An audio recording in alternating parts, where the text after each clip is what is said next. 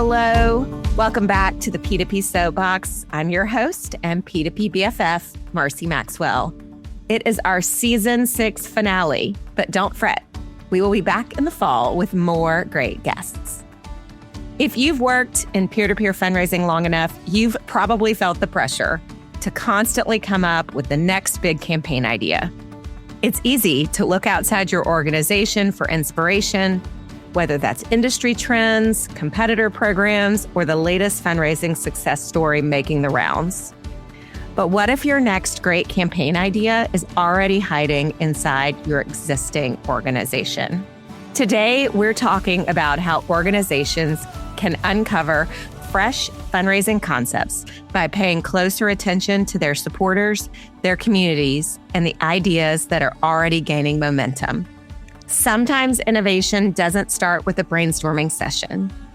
Sometimes it starts by recognizing potential in something that's already working. Today, I'm joined by Laura Rusche, Strategic Fundraising Priorities Manager at Disabled American Veterans, or DAV, an organization dedicated to a single purpose, empowering veterans to lead high-quality lives with respect and dignity. Laura shares the story behind their Field of Flags campaign, a grassroots initiative that didn't begin as a peer-to-peer program, but evolved into a powerful DIY fundraising campaign.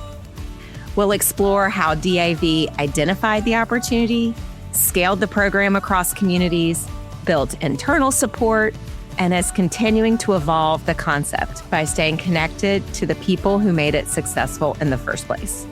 If you're looking for new campaign ideas, this conversation is a great reminder that sometimes the best place to start is by looking inward. So let's jump right into my conversation with DAV's Laura Rusche.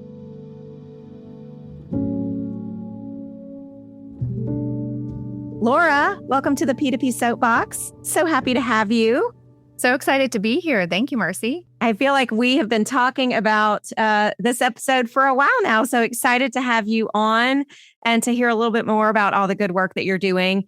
So let's start by hearing a little bit about kind of your personal journey, your professional journey that led you to your role at Disabled American Veterans. Yeah, thank you, Marcie. I'm excited to talk to you today.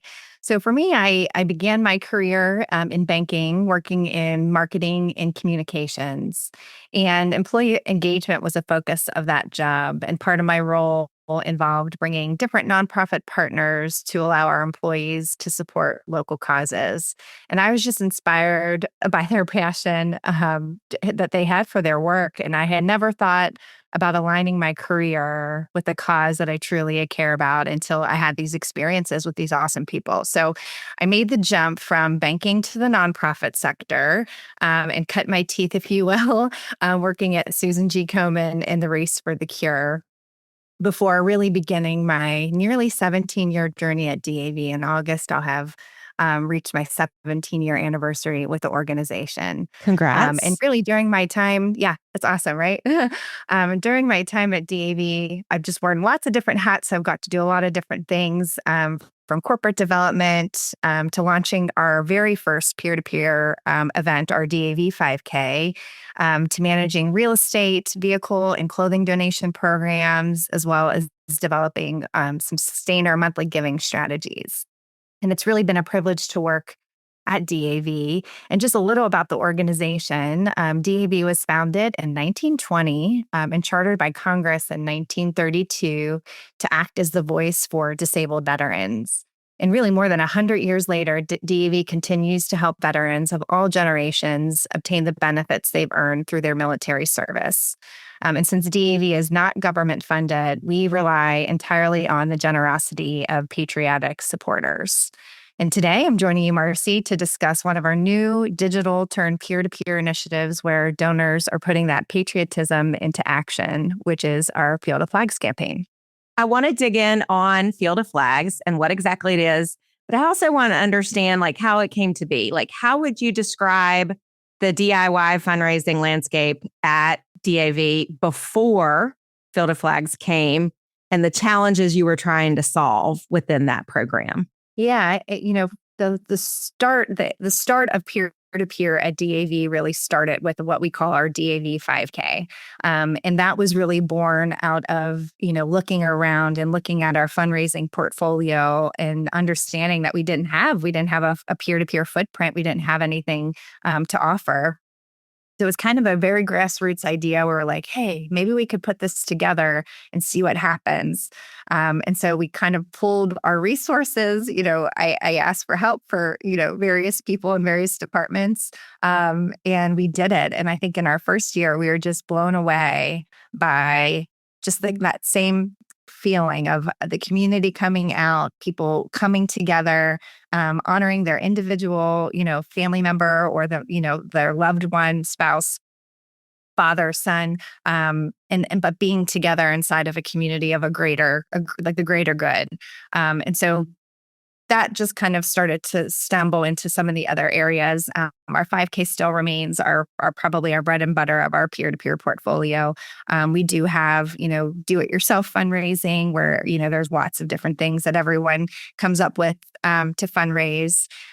We have Honor and Memorial that is popular in our nonprofit just for people to honor their loved ones who have passed away. And then we started gaming and live streaming really recently. I think within the last year, we have started to kind of tiptoe our way into that. But we've tried a lot of different things. And I think as the 5K continued to grow, we were looking around to say, what are other things that we could do? How do we expand and broaden? And I think where we were looking was kind of outside of ourselves. We were looking at what everybody else was doing. I know your mom is always like, don't do what everyone else is doing. Do what's best for you. And that kind of ended up ringing true for us, where when we tried to do other things that other organizations were doing that were super successful, that had a lot of media attention, a lot of social media attention. It just didn't work for us. We just underperformed in the way that we would evaluate. And so by trying those different ideas, it kind of, reduces momentum and it deflates kind of the goals and objectives that you're trying to achieve when you're expanding a program. And so what we ended up doing was looking within our own channels about, what does our audience want? And for us, we serve veterans and their families all over the United States. And so for us, it was really looking inward to see, what was working, and is there something that we could take an idea, maybe for our case, a digital campaign, and then bring that to the homes and to the hands of people to be able to take an idea and then make it their own. So Field of Flags didn't start as peer-to-peer. So tell us a little bit more about what it is, but its origins and those early signals that made you realize this could be something bigger and kind of morph into a peer-to-peer opportunity. Yeah, so our Field of Flags campaign, the origin of this was that it was actually a digital campaign that we launched in 2016. So almost 10 years ago. It's a long time.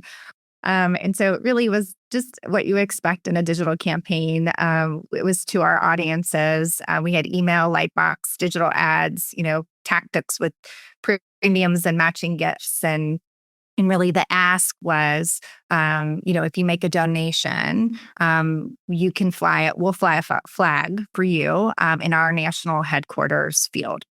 And so this was really a concept born of my colleague, Dan Klaskin's. Our office at the time, we've since moved, had a huge green space.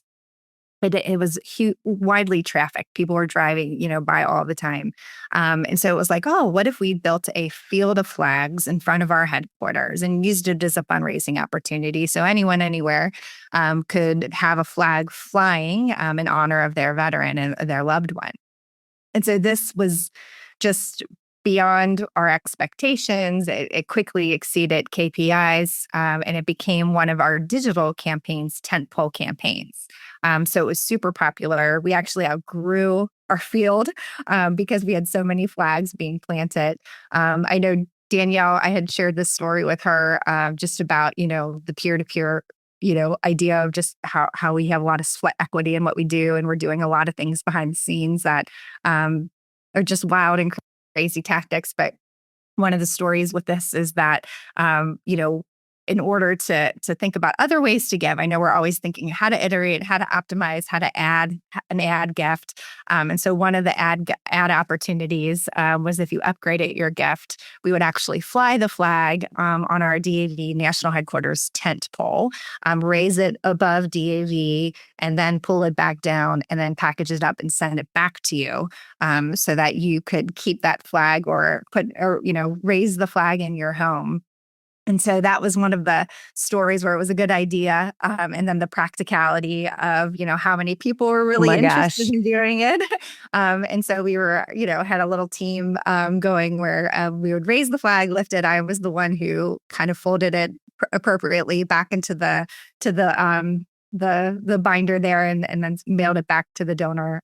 So yeah, lots of different ways of just incorporating just that idea of making it, again, a part of a community, but very individualized. So you could have a piece of that at your home, but that it was flown, in concert with everyone else across America, which just really resonated with our donors. So how did it go from there to something more? Yeah. I mean, it's really, for us, it was just seeing the success, seeing the audience interest, seeing, that our veterans and our supporters were interested. And then just taking that idea, I think going back to reframing peer-to-peer and DIY within our organization is, we tried things that didn't work. We tried things that didn't work for us, I would say. They weren't meeting the needs of our audience, weren't meeting the needs of our donor. So, for us, the priority was finding new audiences at a lower net cost with a low risk. So that was our formula for how we were looking to identify a campaign that could scale and could take us to another level. So I think it's really about those interconnected conversations that we're having between our different departments and different marketing teams to be able to say, oh, this is working or this isn't working. And I think this one just kind of was a highlight. Like I said, it became a tentpole campaign, and being able to have those interconnected conversations with our other channel teams allowed us to ideate on what would that look like if instead of, we outgrew our field, but what if we gave the opportunity to others to plant the fields wherever they are, however that would look. And so we did a pilot. We had the idea, right? We knew that we needed to focus on the low net cost, low risk. And so it was really entrepreneurial, where I identified, like in our headquarters area, about 10 different, different companies, schools, individuals, and asked if they would be interested in participating in our pilot. And luckily they said yes. But, we were given kind of the clearance and the dedicated staffing to be able to really focus on this pilot and service these piloters who were growing their fields to help them, have success. And I think after that pilot, what we found was that not only was this important and had become meaningful, but it took on a whole life of its own in terms of just that outward expression of patriotism and outward expression of gratitude to veterans and the people who just drive by and see it, not just the people who are fundraising and telling the story about why this is important to them, but it's the natural way of just being able to have that outward expression to do something and be connected to your community. That we found it was a success in that pilot, and so that gave us the ability to get the buy-in and to get the investment that we needed for the second year to start to roll it out in a bigger way. And so, just to make sure we all understand. So someone says, yes, I want to have a field at my company headquarters. And they then, just like a walk team, they're asking friends and family to support and make a donation in order to have a flag flown in the X company's field. Is it, I don't want to say simple, but it is as simple as that? Yeah. I mean, so the origin project or the origin campaign was, if you donate, we will fly a flag at our national headquarters. And so the change here is that we're offering the opportunity for people to register, which we allow them to register for free, and then fundraise in order for us to send them flags and send them the materials. We call it a flag kit. It has a big vinyl banner so that, again, if people are driving by, what we found is that, strangers want to participate and get involved in the field of flags. But they fundraise in order to get these flag kits. And then we send them to the fundraiser's home or school, office building. And then their action is to erect the field of flags in a green space that they choose. And so the more that they fundraise, the more flags that they can, add to their field. So it's become more of that, do it yourself, actionable campaign. And it's been wonderful. That's great. So once you saw the potential with those, 8 to 10 localish companies that you personally asked to do this, how did you begin to grow beyond that and take this to more of a true national campaign in a way that's, sustainable, that's scalable? You've mentioned schools, you've mentioned companies, how did you kind of create that plan to grow? Yeah, and I think we're still learning. I would still say that we're in the early phases of the campaign. We did hit one of our goals last year was to have at least one field in every state across the United States, and we did achieve that last year. So we were really excited about that. But really, from that first start, I know it's wild, but from in the last 4 years, we've increased our registration by 473%. And our net revenue has grown by over 2,000%, which is wild Amazing. statistics. Again, we were starting at zero, so it's a little, it's a little easier to show those statistics when we have an early incubator program. But what that says is just that we have an audience who is interested. And so our responsibility, in terms of how do we grow something in a way that, again, we were focused on net profitability. And so I think maybe in the past or in other campaigns, we thought we could recoup maybe our initial upfront investment, and it didn't always go that way. And in terms of what's reasonable and the timeline of recouping that investment. And so I think we've learned from past failures, if you will, of campaigns that didn't work out for us, how to really focus on this net profitability metric. And so it really dictates how much we spend in marketing. It dictates how much we spend on fulfillment, because we really want to make sure that this is something that is beneficial long-term and growing at the pace of a long-term, kind of like what you're saying, a portfolio piece to the peer-to-peer portfolio. So with that, we looked really at making sure we were strategically aligned with our internal partners, and making sure that, like I say, from a fulfillment perspective, that was huge, because that's really what our cost is. We're not having a singular event like a 5K, where, you're organizing, everyone's there, and then they leave. This is really, we're outward, we're shipping. Mm-hmm. There's mail costs and the posting, all that kind of stuff. And then one of the denominators too for us is the fundraising doesn't really stop. So we don't want to turn off fundraising, or we don't want to stop people from fundraising.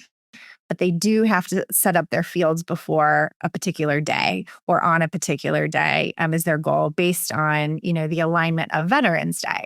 And so part of the strategy of Field of Flags, with an execution of launching and erecting your field, is really about the Veterans Day moment.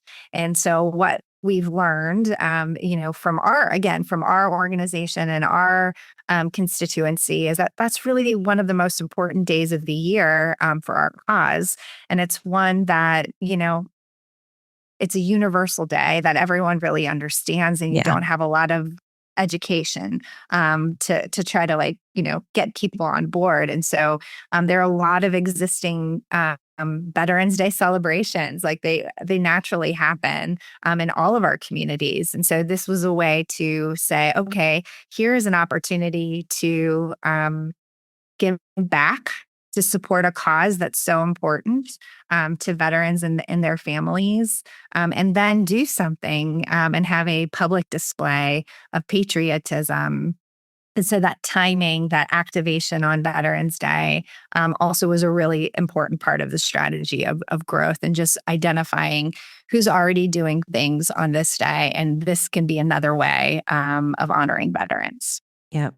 I love that you talked about, so often we look at other organizations and we try to, as someone in our industry always says, R&D means rip off and duplicate, which always makes me laugh. But so often we do try to just look to other organizations and say, what does that look like for us? And that's not always going to be the right fit. So can you talk a little bit more about, kind of how you really understood your own supporters and why, Field of Flags felt like the right opportunity to kind of take a digital campaign and turn it into something peer-to-peer? Yeah, I think, that's a good question, Marcie. Our, organization has a lot of different channels of fundraising. And one thing I think that makes us a little different than some of the other guests that you've had on your podcast is that peer-to-peer is like not our primary channel of fundraising. And so for us, direct mail is really our primary channel of fundraising, which is very unusual in some of the peer-to-peer, industry conferences and webinars that I've been to. And so we are really focused on testing and modeling and really the data-driven decisions in terms of marketing and fundraising. And a lot of those come from our roots in direct mail fundraising. And so for us, it's really about testing. It's like you're saying, R&D is R&D, rip off and duplicate. Yeah. Okay.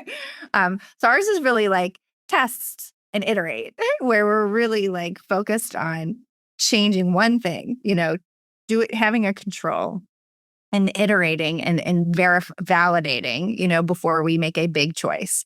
And I think that peer-to-peer can seem challenging for us in a way where there's a different methodologies of fundraising on a scale that we just haven't been able to execute on. And so for us, it's like these smaller instances where we can find a niche, if you will, a niche audience to be able to really galvanize them. And then I've heard some of your other podcast interviews just talking about really right-sizing expectations and really understanding like what is the KPI here? What are we hoping for?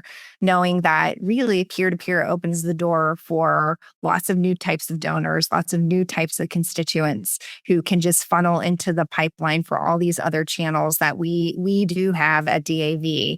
And so really thinking about for Field of Flags in particular, looking at how does this expand our horizon when it comes to a new donor pipeline and opening up doors with people, even our youth. When we think about opportunity to talk to our youth about patriotism and veterans and the stories of veterans, and there are so many schools that we've talked to across the United States that are already doing such great things, and they care really deeply about making sure that the veteran honor and respect and dignity that we have is not lost across generations. And so this campaign really activates and supports those sentiments.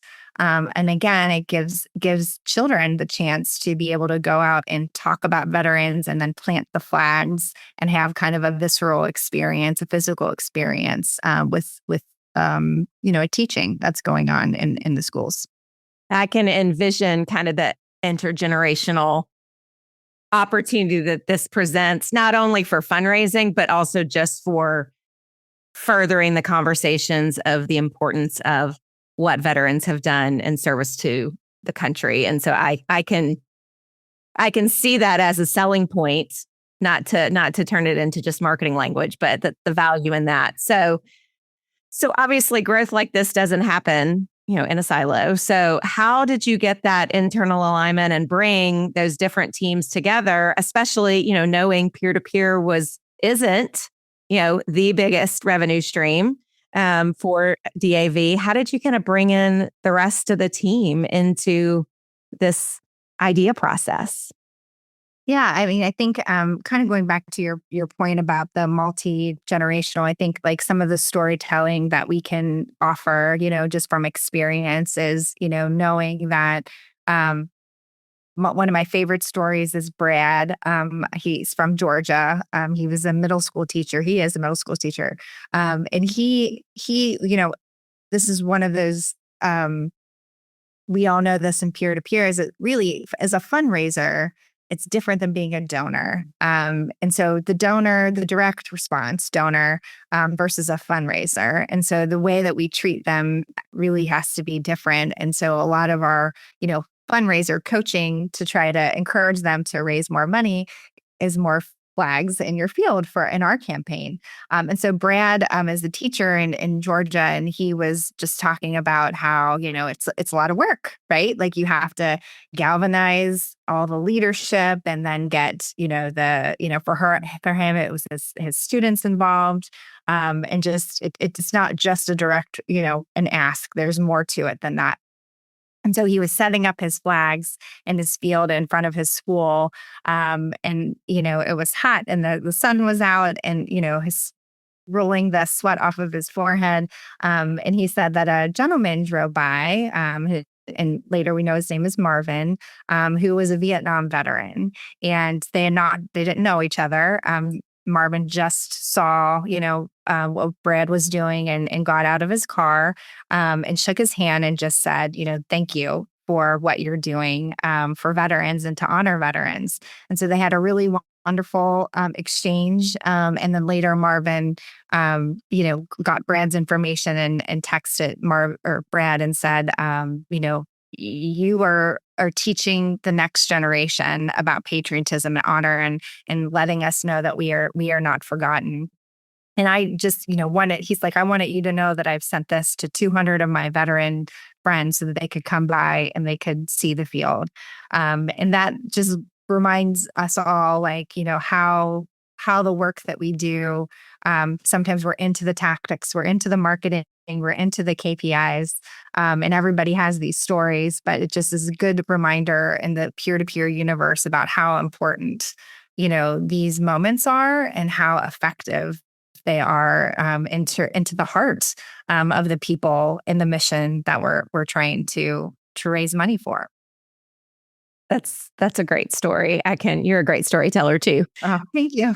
So as you look ahead, kind of what's the long-term vision for Field of Flags, and how are you thinking about evolving it kind of beyond how it exists today? Yeah, I think we're still thinking. We're still in the creative process. I think this came from the peer-to-peer forum. We were on a panel, and that was such a great conference in February. Marcie, you guys do such a good job with curating the right mix of topics and representatives from different organizations. That's one of the things where I would say has really affected us in terms of how we think about our portfolio, is to learn from the best of the best, learn from them, and then come back and really think about how that would work in our environment. And so we're still thinking about it. But one of the things that somebody had asked a question about why did we choose Veterans Day? Was it an intentional choice? And I answered it, and then I have been thinking about it even more, because we have an opportunity, versus why isn't it evergreen? I think that sometimes we use that word and it just means it's always on. That's my definition. It's on. You can do it whenever you want, at any time that you want. And we don't do that currently. And I think that goes back to just focusing on the net and focusing on how our team and our staff can fulfill a campaign like this. As we were talking earlier with the fundraising, every dollar raised contributes into a number of flags that they will receive. And so it gets tricky when it gets close to Veterans Day and they're fundraising, and then we got to get the flags to them to be able to set up. So we really put parameters around that just for the sanity of our fulfillment team and our procurement partners, as well as to make sure that we're delivering a really good experience for our fundraisers, because they really care. They really care about that one extra flag that they fundraise for. They want to make sure that everyone is counted, as do we. And so we have kept it to Veterans Day. I think that might be one of the areas for exploring in the future, is how do we open this up to opportunities to host a field on other holidays, on other days outside of Veterans Day. So that is one idea that we're exploring. And like I said, the stimulation came from a question at the peer-to-peer forum to think about, why the difference of being evergreen versus intentional about the days on the calendar that we expand. So that's one area that we're looking into. And luckily, already this year, we've been working with our other channel partners. So we have a corporate partner for the first time, which is incredible for us. We're super excited about it. And we've also found that our mid to major donors are interested in fueling the program and the project. And they even have ideas of where they'd like to see the fields.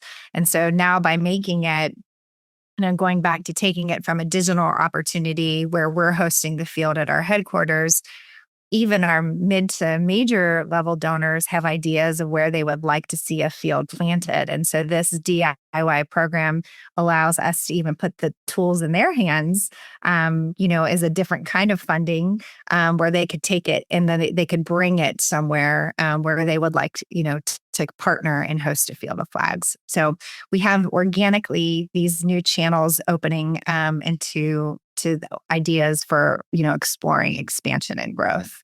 I love hearing that, and I'll slip you your tip for talking about the ideas you get at the conference. But I do think there's so much value. What I like about this is it seems like the whole organization is embracing it and looking for ways to grow. And I think that the programs that grow the most, I feel like at organizations, are the ones where it does not just sit with the peer-to-peer team, but you've got direct response going, okay, well, what if you tweak this? Or what if you test this? Or what if we push out something about it? You've got the major gifts and the individual giving team looking at it. You've got corporate looking at it. And I think, when I think about early on in my career growing a walk program, those were the people that were at the table to have those conversations that opened up doors that when you just kind of hold it to yourself, right? It doesn't happen. And I think I've said this on the podcast before, and it's very cheesy, but to very terribly paraphrase JFK, to say, ask not what, you can do for a peer-to-peer, what you can do for peer-to-peer, but what peer-to-peer can do for you. Because I think when you explain, like, here's how it's delivering new donors to the file. Here's how it's an engagement touch point for your major donors. Here's an inroad to a new corporate partner. Then suddenly those eyes of your fellow colleagues open and go and get excited about what can this do. And I think sometimes we have to force those conversations to happen and find our champions in the other departments who can see the value in what we're doing and help us make that case internally. Yeah. And sometimes it's a timing thing. What I tell my team that I work with is we have to love this more than anyone else. We have to love our program and our campaign more than anyone else. And just remember that our other channel partners have totally different KPIs and goals and objectives. And so they're not always looking or focused on what we're doing in our space and how it could help them. But it serves us and serves the organization to keep reminding and to keep setting up the meetings and to keep having the check-ins and then learning from what's working and what's not. And so from a timing perspective, I think for us, we had to grow enough to be at a level and a scale where it would be interesting to be able to sell to a company or to a major donor. And so that's really the first goal, is to have the numbers and to have the 50 states participating, and to have that net revenue. And then you start to build so that it makes more sense to be able to expand to those other channels. And like you said, and then it's exciting because if they're interested, it's a new product to offer. And I know that my corporate friends are saying is like, well, this is great. Like it gets energy around having the conversation, because it's a different way of supporting and giving. And especially because it's this outward, like I've said this a couple of times, just an outward expression. And I think that to me is one of the lessons that I take in how special the peer-to-peer universe is you allow someone to have that an individual effort and component, and to wear that badge of honor, that brand and the cause, is their own thing. And yet they're a part of that bigger community. And so there's just so much joy in the execution, across the spectrum of all kinds of people, that just makes peer-to-peer work so special. Well, so we are recording this. We're coming right upon the 4th of July and all the 250 years of celebration, obviously Veterans Day in the fall. If people are wanting to learn more about DAV, about Field of Flags, where can we send people? How can people get more involved? Yeah, so our website is dav.org. And from there, we have, our Ways to Give page, where there's all of our different programs and ways to engage with DAV. And then for Field of Flags specifically, our website is dav.org/flags. So you could get right to the Field of Flags campaign from there. Awesome. Well, Laura, thank you so much. And I love all of your insights and excited. It's always fun to watch a newish program grow and flourish. So we'll be keeping an eye out on it. Thank you. The P2P Soap Box is produced in partnership with True Story FM. Engineering by Pete Wright. Music this week is by Super Neato. If your podcast app allows ratings and reviews, we hope you'll consider doing just that for our show. But the best thing you can do to support the P2P Soap Box is simply to share the show with a friend or colleague. Thank you for listening.